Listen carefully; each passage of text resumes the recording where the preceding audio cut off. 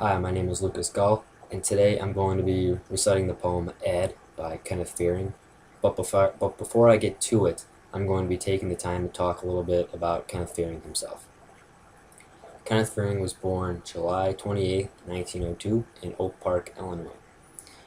He went to Oak Park High School, where he was the editor of the student paper and also the predecessor to the famous Ernest Hemingway. After high school, he went to the University of Illinois, where he later transferred to the University of Wisconsin. In the meantime, he also worked as a writer for the Chicago paper.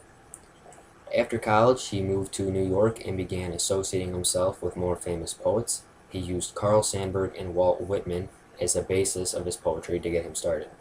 He's also wrote two very successful novels that were turned into movies, Dagger of the Mind, which is now Cry Killer, and The Big Clock, which was turned into No Way Out.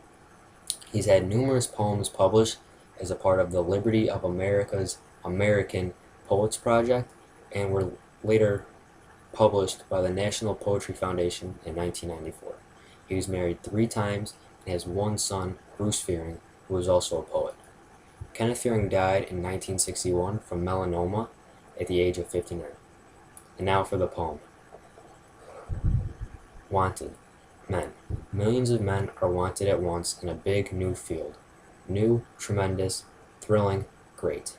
If you've ever been a figure in the chamber of horrors, if you've ever escaped from a psychiatric ward, if you thrill at the thought of throwing poison into wells, have heavenly visions of people by the thousands dying in flames, you are the very man we want. We mean business, and our business is you. Wanted, a race of brand new men.